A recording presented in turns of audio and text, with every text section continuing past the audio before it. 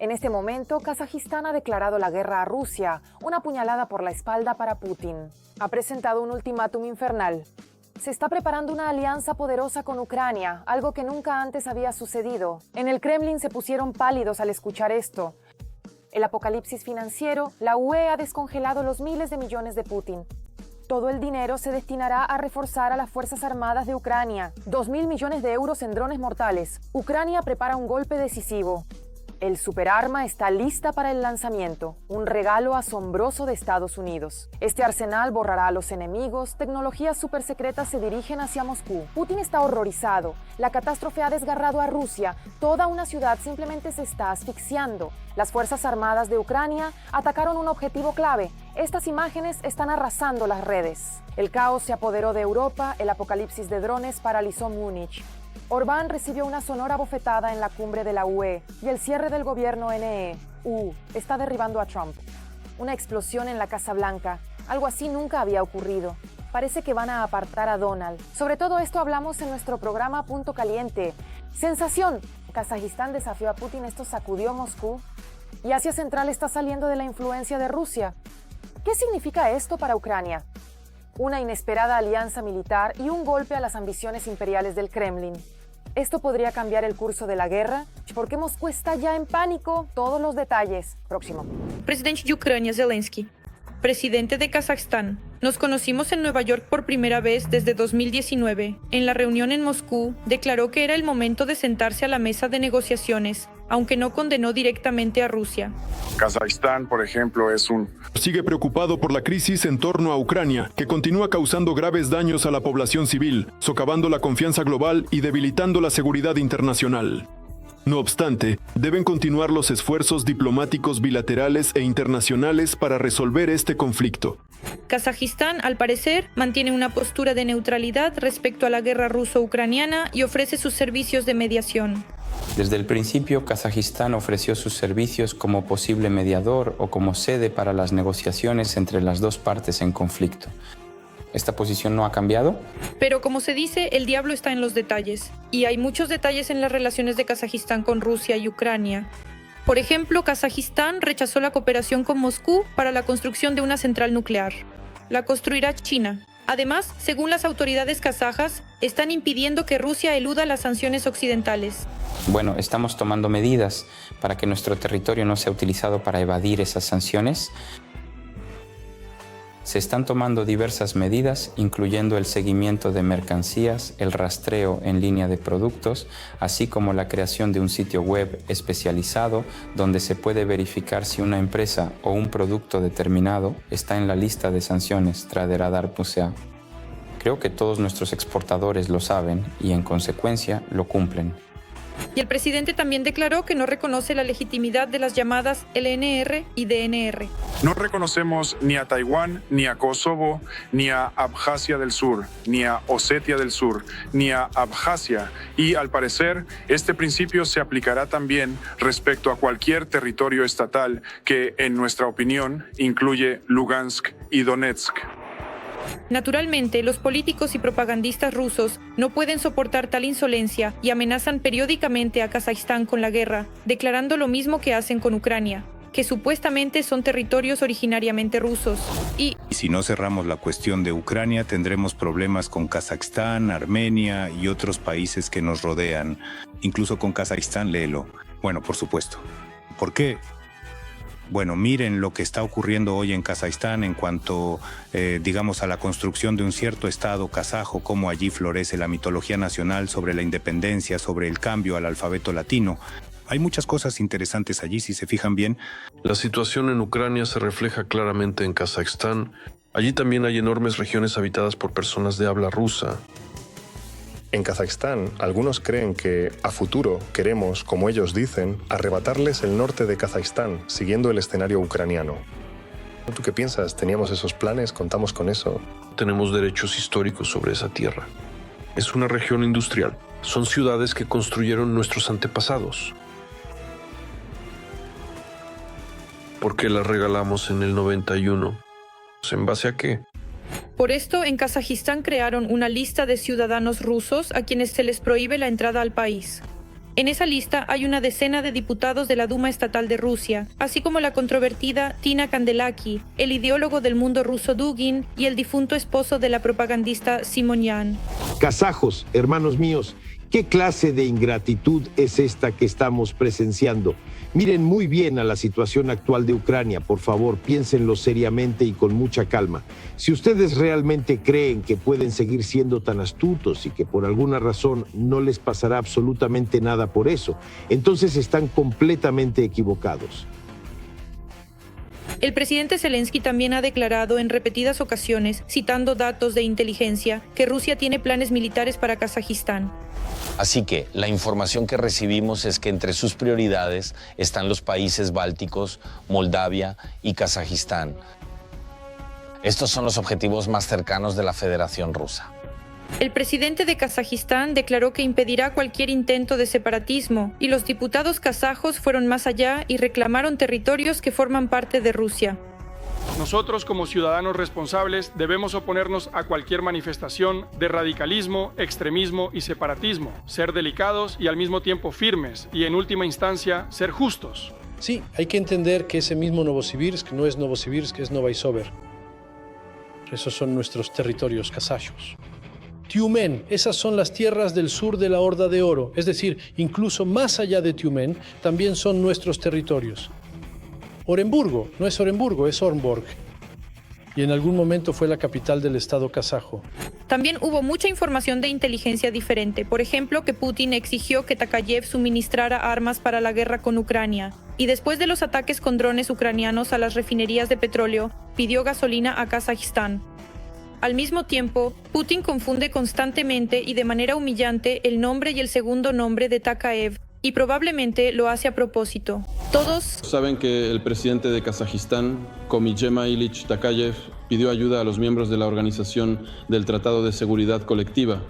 Aquí está Komijema Ilich hablando y... Estimado Komijema Ilich Komilevich, es un placer verle de nuevo. Aquí Kosom Zaman Kirilovich dijo que en algún lugar tiene 27.000 millones.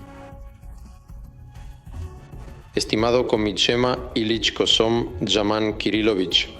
Los planes de Putin incluían incorporar a Kazajistán al llamado Estado de la Unión. Siguió el ejemplo de Bielorrusia, pero nada le salió bien. Este simplemente ridiculiza tales propuestas.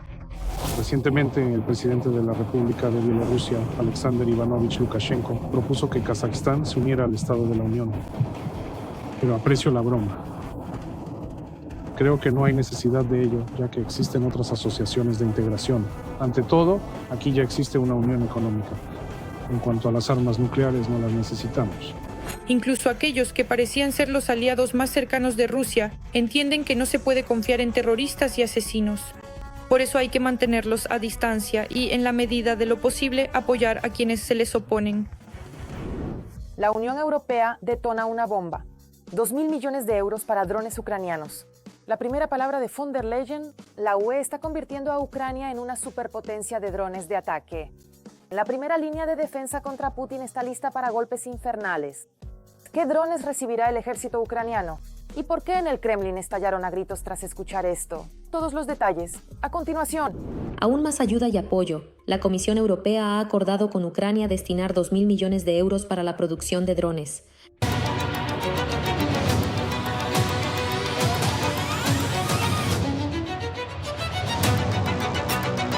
La financiación debe ayudar a fortalecer las capacidades de defensa y desarrollar tecnologías avanzadas que también sean útiles para la Unión Europea. Si seguimos considerando que Ucrania es nuestra primera línea de defensa, debemos aumentar la ayuda militar a Ucrania. Por eso, concretamente, hemos acordado con Ucrania que ahora se destinarán en total 2.000 millones de euros a los drones. Esto permite a Ucrania escalar y utilizar todo su potencial. Y por supuesto, esto también permitirá que la UE se beneficie de esta tecnología. Tras el inicio de la guerra a gran escala, Ucrania ha incrementado la producción de armamento e implementado nuevas tecnologías que ya se están utilizando en el frente. Los volúmenes de producción nacional de armas han aumentado decenas de veces. Esto indica un aumento de las capacidades de las fuerzas de defensa de Ucrania, principalmente en el momento de atacar objetivos militares legítimos en el territorio de la Federación Rusa. Cabe recordar que antes de esto, Alemania anunció la transferencia a la parte ucraniana de 1.800 millones de euros para la producción de drones de ataque y la fabricación de misiles balísticos ucranianos. Es decir, los países de la UE siguen demostrando unidad en el fortalecimiento de las capacidades de defensa de las Fuerzas Armadas de Ucrania. Además, Ucrania está negociando un megaacuerdo con Estados Unidos por $90.000 millones para la compra de armamento. Kiev proporcionó a Washington documentos detallados en los que se exponen todas las necesidades militares, incluyendo solicitudes de sistemas de armas de largo alcance. En primer lugar, recibirá un sistema de defensa antiaérea. Se trata de los sistemas de misiles antiaéreos Patriot. Por cierto, el presidente Zelensky ya señaló que el sistema de defensa antiaérea Patriot, proporcionado por la parte israelí, lleva un mes defendiendo activamente el espacio aéreo de Ucrania. Además, se suministrará también el sistema de defensa antiaérea NASAMS de producción conjunta estadounidense-noruega y, en primer lugar, medios de ataque. Se trata de un alcance técnico-táctico de 450 kilómetros y, lo más importante, de una cantidad de 3.300 unidades. Y mientras este acuerdo aún se encuentra en la etapa de negociaciones, 6 países de la OTAN han financiado 4 paquetes de ayuda militar a Ucrania por un valor de más de $2.000 millones en el marco de la iniciativa de la lista de requerimientos prioritarios de Ucrania. El pedido se forma en función de las necesidades de las fuerzas de defensa de Ucrania. Además, esto permite acelerar la logística de transferencia, respectivamente, de armas estadounidenses directamente a las fuerzas de defensa de Ucrania. Esto aumenta significativamente las capacidades de las fuerzas de defensa de Ucrania en el momento de contrarrestar a las tropas de ocupación rusas. Mientras tanto, han encontrado la manera de utilizar legalmente los activos rusos congelados. La Unión Europea está discutiendo la posibilidad de otorgar a Ucrania alrededor de 140.000 millones de euros en el formato del llamado préstamo de reparación.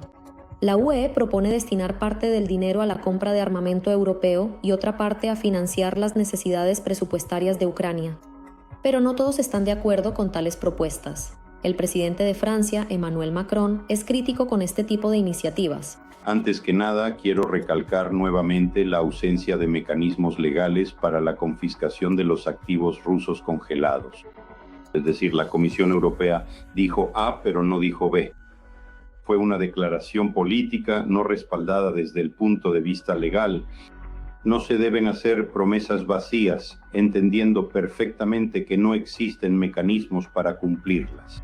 Es decir, la declaración de la Comisión Europea debe considerarse no más que una declaración política o bien como un elemento de presión política y económica sobre la Federación Rusa en el contexto del final de la guerra en Ucrania. Y la declaración de Macron demuestra la comprensión de estos procesos. Por su parte, el Reino Unido ya ha gastado más de 1.000 millones de libras esterlinas en el suministro de armamento y apoyo militar a Ucrania, utilizando fondos obtenidos de los activos rusos congelados. Europa está en pánico. El apocalipsis de los drones se está expandiendo. Múnich está paralizada. Bélgica está en shock. Drones sobre la base militar. Esto es una invasión de Rusia. Escándalo en Copenhague.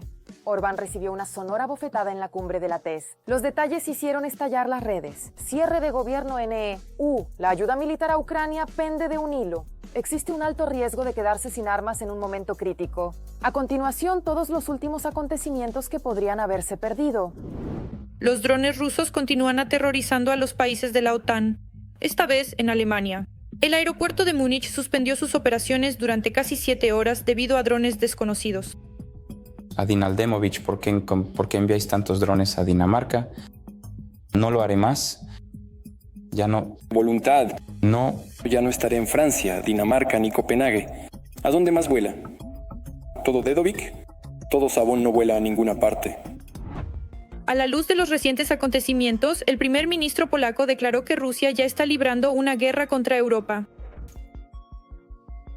Nosotros debemos poner fin a tales ilusiones. La primera ilusión fue y sigue siendo. Consiste en que no hay guerra. A algunos de nosotros nos gusta usar términos como agresión a gran escala, incidentes o provocación. No, esto es una guerra. un nuevo tipo de guerra, muy complejo, pero es una guerra. Putin presionará a los europeos, mostrando su incapacidad, mostrando su falta de preparación ante tales amenazas híbridas para que no sean tan activos en la defensa de los intereses de Ucrania. En ese momento, hablando en Valdai, Putin lo negaba todo. Decía que Rusia no es la primera que no ataca a nadie y que, al contrario, es Europa la que se está preparando para la guerra. Honestamente, dan ganas de decirlo. Tranquilícense, duerman tranquilos. Ocupen por fin de sus propios problemas. Miren lo que está pasando en las calles de las ciudades europeas. Pero si alguien aún así tiene el deseo de competir con nosotros en el ámbito militar, como decimos nosotros a quien quiera, libertad, que lo intenten. Rusia ha demostrado más de una vez que, cuando surge una amenaza para nuestra seguridad, la paz y la tranquilidad de nuestros ciudadanos, nuestra soberanía y la propia existencia del Estado, respondemos rápidamente. No hay que provocar. Asimismo, Putin respondió a las palabras de Trump sobre el tigre de papel, declarando que resulta que contra Rusia está luchando toda la OTAN. En todas partes, las tropas rusas, quiero subrayarlo, mantienen con confianza la iniciativa estratégica. Pero si estamos luchando contra todo el bloque de la OTAN y aún así avanzamos, nos movemos y nos sentimos seguros, y eso es un tigre de papel, entonces, ¿qué es la propia OTAN? ¿Qué representa entonces? Pero bueno, lo más importante es tener una gran confianza en nosotros mismos, y nosotros, por supuesto, la tenemos. Parecía, si no decir lamentable, al menos no tan convincente como a veces, aunque él ciertamente pudiera haberlo hecho mucho antes, en realidad. Y como siempre, no faltó la habitual tontería sobre los valores tradicionales. Putin instó a los rusos a usar kokoshniks para vencer a Occidente. Recientemente me dijeron que está resurgiendo una tradición rusa entre las chicas. Las jóvenes, en diferentes eventos o cuando salen a divertirse, a bares y demás, van con kokoshniks y trajes rusos. ¿Saben? No es una broma. Esto realmente me alegra mucho. ¿Por qué? Porque significa que, a pesar de todos los intentos de descomponer nuestra sociedad rusa desde dentro, nuestros adversarios no logran ningún resultado, sino que, al contrario, obtienen el efecto opuesto al esperado. Mientras tanto, en Estados Unidos continúa el cierre del gobierno federal, el llamado shutdown. Según funcionarios no identificados, esto podría retrasar el suministro de armas a Ucrania en medio del aumento de los ataques masivos rusos. Pero aquí hay un matiz muy importante. Las áreas críticas no se ven afectadas por el shutdown. Por ejemplo, los temas de seguridad nacional y defensa no se ven afectados por el shutdown. La mayoría de nuestros acuerdos tienen que ver con drones, con el complejo militar industrial y con inteligencia. Es decir, en su conjunto, en cuanto al complejo de cuestiones, se trata precisamente de temas de seguridad y defensa, que de una u otra forma están protegidos del shutdown. Parece que Putin realmente está desesperado. Está perdiendo y además ha arruinado el país por sus sangrientas ambiciones. Y los intentos habituales de ocultar los fracasos tras histerias, con amenazas típicas a Occidente, ya no impresionan a nadie. Europa descongela miles de millones de Putin. El dinero va directamente a Ucrania. Los bolsillos del Kremlin colapsan. Los miles de millones congelados en Europa ahora trabajan para las Fuerzas Armadas de Ucrania. ¿Cómo este dinero cambiará el curso de la guerra? Todos los detalles sensacionales en el reportaje. El dinero del Kremlin puede convertirse en un arma contra él mismo. Por primera vez en 3 años y medio de guerra a gran escala, la Unión Europea se prepara para destinar los activos rusos congelados al apoyo del ejército ucraniano. Este paso, si se lleva a cabo, será sin precedentes en la historia de las finanzas internacionales y la guerra, convirtiendo miles de millones de fondos ajenos en recursos para la defensa de Ucrania. Hasta hace poco, la Unión Europea debatía si era posible utilizar estos fondos eludiendo el derecho internacional. Pero ahora la situación ha cambiado. Por ejemplo, Alemania solía ser uno de los principales opositores a las decisiones radicales. Antes, Alemania era crítica respecto a la confiscación de activos rusos, considerando que esto conduciría a numerosas consecuencias negativas. Es necesario ayudar a Ucrania, pero sería mejor hacerlo sin confiscar estos activos rusos. Ahora Berlín está cambiando su postura. Berlín está abierto a nuevos planes jurídicamente fundamentados para utilizar 172.000 millones de euros de fondos rusos congelados para apoyar el esfuerzo bélico de Ucrania, lo que remite a la idea de la Comisión Europea, según informó a Político un alto funcionario alemán. Las ideas consisten en que los fondos se transfieran a Ucrania y, en su lugar, se emitan bonos respaldados por la Unión Europea. De este modo, Bruselas espera evitar acusaciones directas de confiscación de bienes rusos. En esencia, el dinero del país agresor se sustituye por pagarés de Europa. Paralelamente, se están llevando a cabo negociaciones para conceder a Ucrania el llamado crédito de reparación, fondos que Kiev devolverá solo después de que Rusia pague las reparaciones reales. El tamaño final del préstamo se determinará después de evaluar las necesidades financieras de Ucrania para 2026 y 2027 por parte del Fondo Monetario Internacional. Ucrania recibe este préstamo de reparación, incluso se menciona la cifra de 130.000 millones de euros, pero la garantía de este préstamo serán precisamente los activos rusos que actualmente se encuentran en el depositario en Bruselas, que según diversas estimaciones ascienden a unos 270.000 millones de euros. Es un préstamo que habrá que devolver.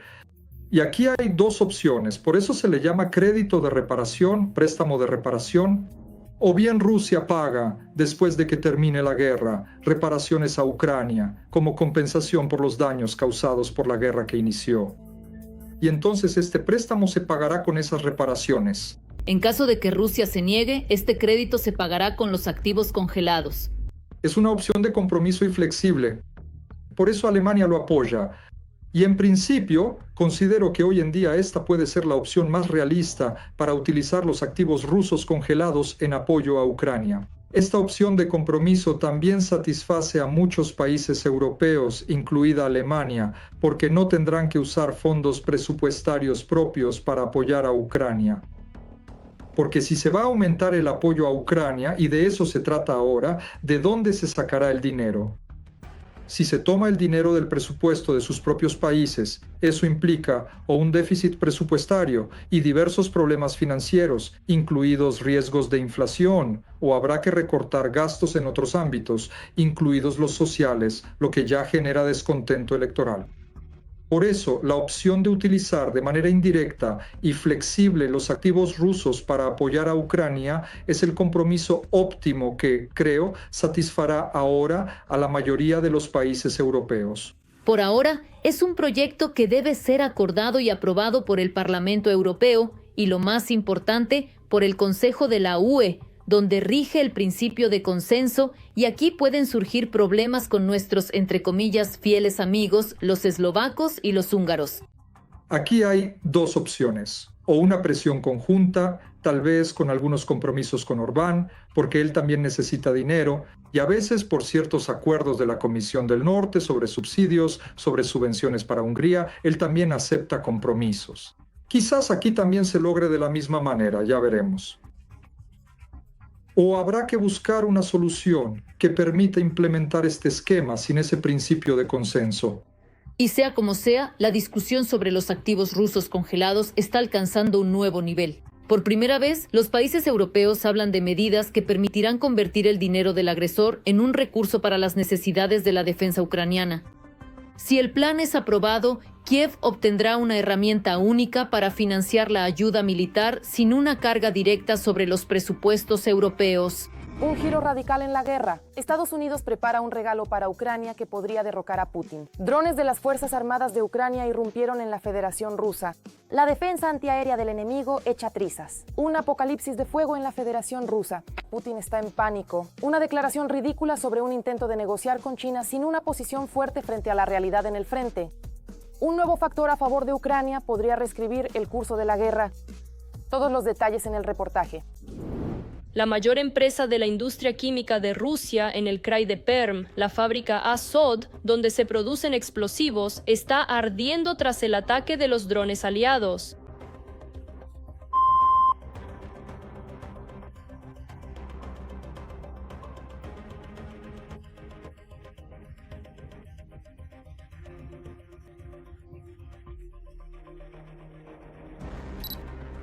¿Acaso los drones ucranianos han batido el récord de alcance?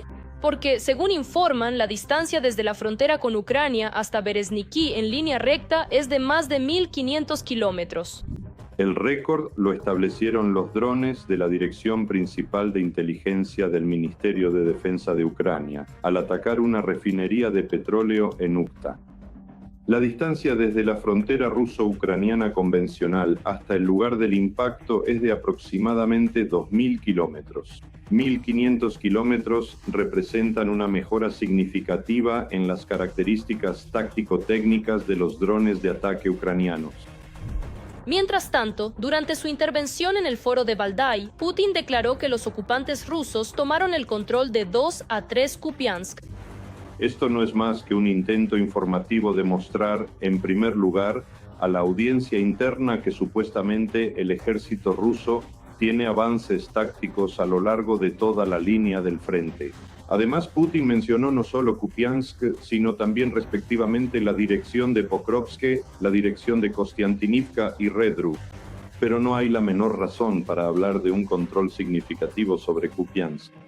Los combates se desarrollan en zonas urbanas, pero en las afueras de Kupiansk. Parece que Rusia pronto se quedará sin electricidad.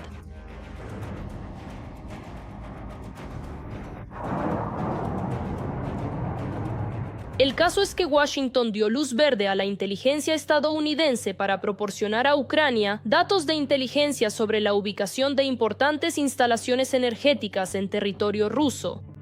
Esto no es más que un intento de los medios occidentales de crear un pretexto informativo. Quiero recalcar una vez más que Estados Unidos no ha dejado ni un solo día de intercambiar información de inteligencia con la parte ucraniana. Sin embargo, la cuestión de transferir Tomahawk y otros misiles de largo alcance sigue abierta, ya que existe el riesgo de una escalada de la guerra. Hablamos sobre sistemas de armamento de largo alcance. Ya veremos. Todo dependerá de la decisión de Donald Trump. Eso es importante. Por ejemplo, los cazas Mirage 2005 podrían llegar a Ucrania, pero ¿será pronto? Estados Unidos y la OTAN están presionando a Grecia para que proporcione una ayuda militar más significativa, por ejemplo, en forma de cazas y no de equipo antiguo. Por ahora no es el país más importante de Europa. Además, siendo un país que ha atravesado crisis económicas, Grecia no tiene la posibilidad de renovar el potencial de su propio ejército para contener amenazas externas. Y esto, ante todo, subrayo una vez más, se debe a acciones no amistosas por parte de Turquía. Es decir, no es el ejército del continente europeo que podría brindar una ayuda militar real y significativa, en primer lugar, a la parte ucraniana. Pero también se apresuran a ayudar a Putin y al parecer con nuevos suministros de armamento. Se informa que Rusia y Corea del Norte podrían haber reanudado los suministros tras una pausa de 2 meses. Así lo indican imágenes de un barco ruso que anteriormente se relacionaba con cargamentos ilegales procedentes de Corea del Norte. Corea del Norte suministra principalmente proyectiles de artillería. Y el medio de destrucción es Saukoksan, Federación Rusa, en modo online, prácticamente sin detener los suministros. Precisamente la transferencia de proyectiles norcoreanos le da a la Federación Rusa la posibilidad de compensar, en cierta medida, la escasez de proyectiles de artillería directamente en la línea de contacto de combate. Pero, probablemente, inspirado por los suministros de Corea del Norte, para Putin ya ni siquiera los misiles Tomahawk son aterradores. Esa fábula la contó el abuelo del búnker en el foro de Valdai. Poderosa y que representa una amenaza. Por supuesto, esto no cambiará nada.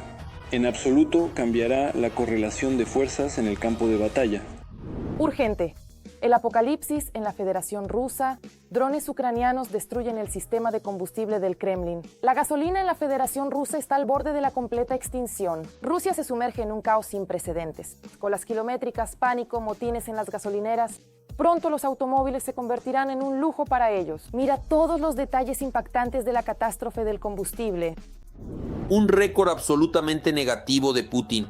Los automóviles en Rusia dejan de ser un medio de transporte y se convierten en un elemento de lujo, porque a los habitantes de la Federación Rusa cada vez les resulta más difícil llenar el tanque de sus caballos de hierro.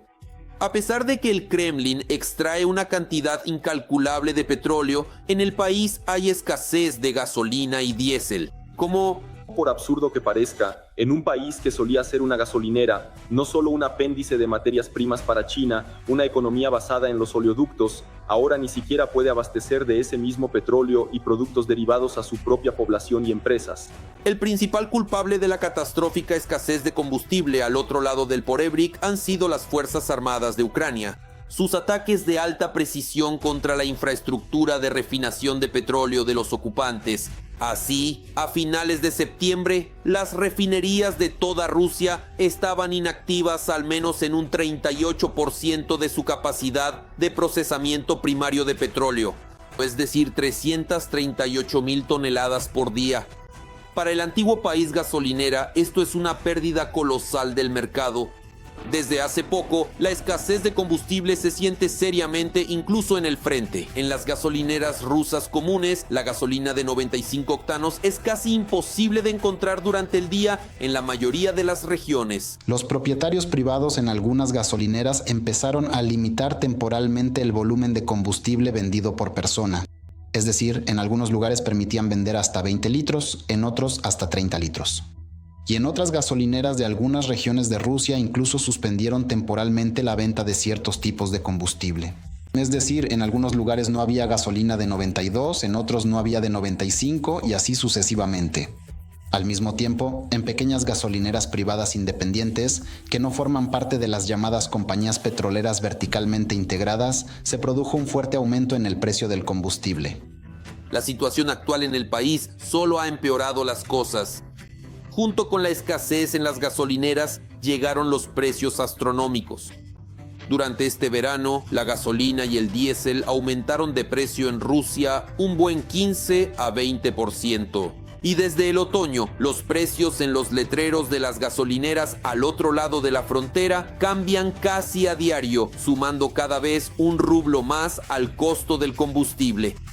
Pero ni siquiera ese aumento es capaz de cubrir los costos de las refinerías rusas, que ahora operan bajo los constantes ataques de drones de las Fuerzas Armadas de Ucrania. La magnitud del déficit es tal que esto es un intento desesperado de, golpeando el bolsillo de los petroleros, de las compañías petroleras que ya sufren calamidades, cuyas ganancias se están desplomando y muchas se han vuelto deficitarias, al menos de alguna manera, abastecer el mercado interno. Para los comerciantes de petróleo rusos, la situación es aún peor en los mercados externos que en el mercado interno. Si antes el Estado compensaba la diferencia de precios a través de la exportación, hoy en día el petróleo ruso no se compra en Europa ni siquiera por centavos. Eso significa que ya no se puede esperar gasolina barata dentro de la propia Federación Rusa. La situación con el combustible es muy grave, la crisis solo va a empeorar. En consecuencia, los petroleros no pueden ganar dinero en los mercados externos, porque todo está deprimido, hay pérdidas y los precios del petróleo están cayendo. El petróleo ruso se cotiza a 55 a 57 dólares por barril, con descuentos y rebajas, y eso es todo. Ahora los petroleros piden al gobierno ayuda para reducir impuestos, la tasa del impuesto a la extracción de minerales, aranceles de exportación e impuestos especiales. Las autoridades no pueden hacerlo, tienen problemas presupuestarios, un déficit presupuestario. ¿Con qué va a tapar ese agujero la economía rusa? No hay con qué. Como resultado, en el Kremlin no se les ocurrió nada mejor que anunciar el inicio de la importación de combustible al país y al mismo tiempo suspender cualquier exportación de gasolina y diésel desde Rusia. Es decir, decidieron importar gasolina. Así es como Putin ganó, decía que Rusia no sería una gasolinera. Yo considero que esto es una victoria, hay que señalarlo. Ahora Rusia va a comprar gasolina. ¿Cómo no recordar aquí a Churchill, que decía que cuando la Unión Soviética empezara a comprar trigo, ahí se acabaría? Así que, más o menos, cuando la Rusia de Putin empiece a comprar gasolina, al cabo de un tiempo se acabará, igual que en su momento se acabó la Unión Soviética. Las autoridades de Ucrania también se han propuesto activamente ayudar a que Rusia llegue a su fin. Además de los ataques con drones a las refinerías, Kiev golpea duramente la economía de Putin también en el ámbito diplomático. Si Ucrania sincroniza su estrategia para reducir la base de recursos de Rusia junto con sus aliados, junto con Europa, con Estados Unidos, con Japón y así sucesivamente, entonces muy pronto surgirán sanciones y tanto Corea del Sur como Singapur simplemente tendrán miedo de suministrar gasolina a Rusia para no ser objeto de sanciones. En una situación tan desesperada, el Kremlin se aferra a la última esperanza, ignorando todas las normas medioambientales. En el gobierno prácticamente han legalizado el contrabando, con la esperanza de que al menos eso abastezca el mercado ruso de gasolina. Sin embargo, los analistas aseguran que tal decisión, por el contrario, será el último clavo en el ataúd, no solo para el procesamiento de petróleo en la Federación Rusa. Las autoridades han decidido combatir la escasez de gasolina con métodos que provocan asfixia y dañan los motores de los automóviles. El viceprimer ministro Novak propuso volver a utilizar durante 6 meses un aditivo especial para la gasolina que ya había sido prohibido en 2016. Con su ayuda quieren aumentar la producción de gasolina, pero hay un matiz. Este aditivo tiene un impacto negativo en el medio ambiente, deteriora el estado del automóvil y aumenta el contenido de óxidos de nitrógeno en los gases de escape, depositándose en el aire a una altura de 60 centímetros del suelo. Inhalar estos vapores es peligroso para las personas. Entre los síntomas de intoxicación se encuentran reacciones lentas, asfixia y coloración azulada de las manos y las orejas. Además, un aditivo tan tóxico y de mala calidad puede convertir el motor en un montón de chatarra en un instante. En medio año, usando este tipo de combustible, el automóvil quedará inutilizado, al igual que todo el transporte público ruso. Entonces, sin gasolina ni diésel de calidad, todo el país, con sus millones de habitantes, se verá obligado a volver a los viejos y buenos carros tirados por caballos. Eso es todo. Para más noticias candentes del frente, véanlo en la próxima edición.